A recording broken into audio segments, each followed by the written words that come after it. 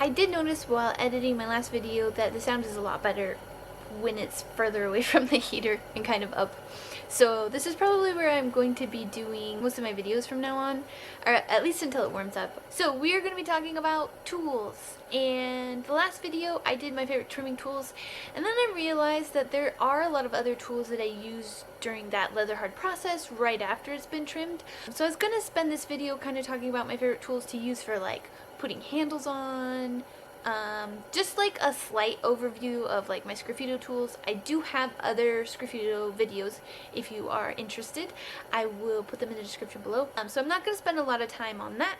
We're just kind of going to go over the rest of the tools that I use during the leather hard stage after it's been trimmed and stuff before it goes into the bisque fire. There's not a lot of tools, so this is probably going to be a shorter video. So one of the things that I did not mention when I was trimming, and it's a tool that I've been using recently, so I didn't think to mention it because it's kind of new for me too, but I actually have this little container of like leather stamping tools. There's probably a technical term for it. I just don't work with leather work much, so I apologize. Kind of focused. Anyways, they have little letters on the bottom, and you would just, you know, hammer it into the leather. So I found they work really, really well for putting in the bottom of my mugs. I've been having a hard time keeping track of inventory, and I really want to know, like, what my loss rate is, how many pieces actually make it through the whole process.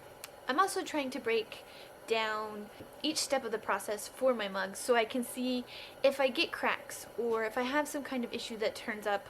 I'll know, one, what exact bag it came from, what the temperature was when I was throwing it, how long it took to dry, things like that, like to just break it down so that I have a better idea of what's going on with my pottery, and to help, one, keep inventory, because, you know, that's a super fun part of business, and you do need to keep track of your inventory and stuff when you go into doing business for tax purposes and all that jazz. I'm not going to get into it. I am not a tax expert, but needless to say, I have to keep track of how much clay goes into pieces, how much clay I'm using, how much glazes I'm using, and so I figured why not just break it down for each process.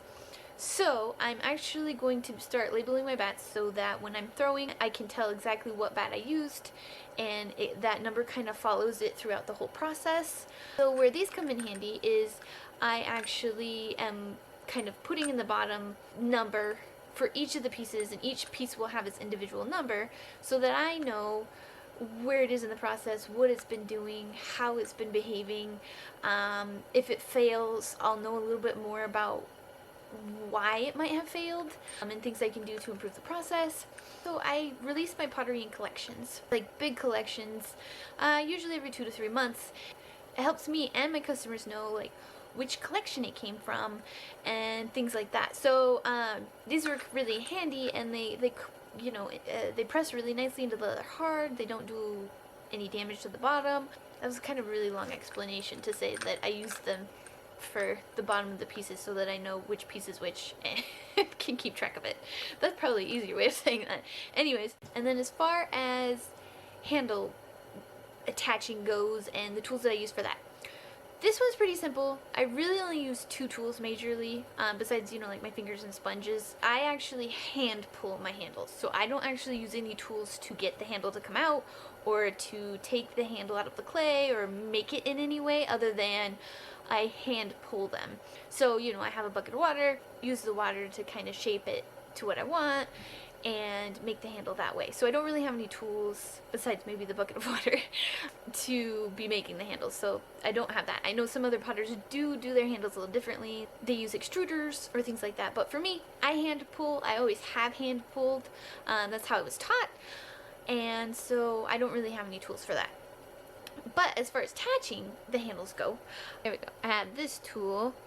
It has a couple of different names. Like, I've always heard it called like a fettling knife, or it can be called just a pottery knife or a sculpting knife. It's just got that blade right there. I use it to do the scratching and scoring. I use it to cut the clay to make the handle like the right shape and size to fit on the mug.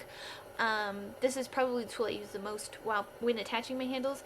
If you'd like to see a specific video about how I attach my handles and how I pull them and that whole process, let me know in the comments below. I will add it to my video making list. One little trick I learned to get it to cut evenly and straight is to get it wet first. So I just kind of have like my slip bucket or my throwing water or the water I use to pull the handles, and just kind of dip it really quick, cut it, and then I don't really have the problems with it sticking to the knife. And then the other major tool that I use for attaching the handles is kind of a silly one. I mean, it's not like a technical tool. It's not like, you know, a specifically pottery tool, but it's a little paintbrush. So there's nothing super crazy about it. It's just a paintbrush. I'm not even sure what brand it is. Pretty cheap one. I just make sure the bristles aren't like plastic or anything, like they absorb water. I would make sure that you have one that can absorb water. We'll use one of my rejects as an example. So this join here, usually use it with slip or just with water, and you know, kind of go around it to make sure the join has gone all the way through. I usually make sure I put, you know, more slip and stuff if I notice that it didn't kind of attach all the way, and I do it for the top, I do it for the bottom, and also just smooth around the surface, smooth the handle itself with it. So I tend to use a smaller brush because it's easier to get on those nooks and crannies, you know, when you're attaching the handle. Those are the two tools that I use for attaching handles to my mugs. So the only other tools that I use for the leather hard process are my Sgraffito tools, really. If you haven't seen any of my Sgraffito videos, the tool that I use the most is this one right here.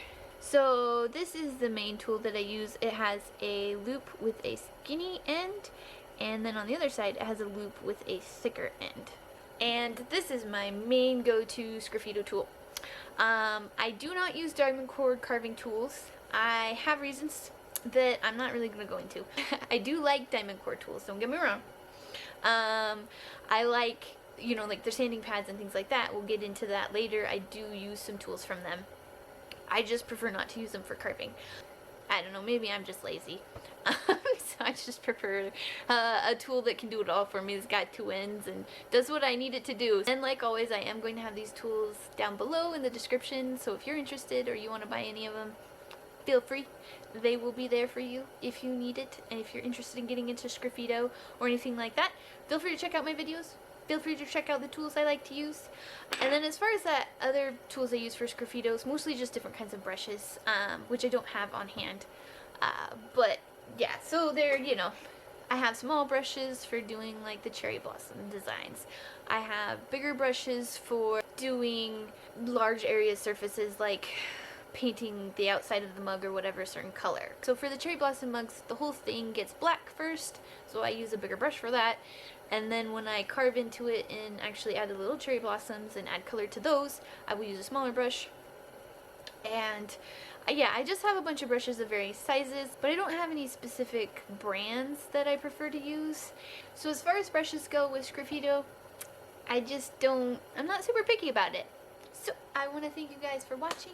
Don't forget to make mistakes, enjoy the process, and if you are interested, this next part of the video, I'm going to be putting the patrons that I have. If you are interested in Patreon, I will have the link below. They get special behind the scenes things, special updates. I have a huge project that I'm working on for 2022. They get all the inside details about it. They know what's going on and exactly what I'm doing. So if you're curious about that, they also get first dibs on my shop updates, which is pretty awesome because sometimes my pieces go really fast, especially the Smogus collections I usually do. They're dragons. You know, Smog is a dragon from Lord of the Rings. Tend to be a little nerdy. I know. It's actually one of my best-selling collections. Every year I have to do it. People get so excited about it. It's a big thing. The pieces are usually sold out the next day. So, the awesome thing about being a patron is that you do get first access, so you do get a chance to buy the pieces before anybody else gets a chance to. They're like a secret link on my website nobody can find. So, and there's like tons of other things that you guys get. Videos early, things like that, behind the scenes stuff. It's awesome. You should join, help support me and my art, and get to learn something in the process. So, yeah, I want to thank you guys for watching, and I will see you guys in the next video. Bye!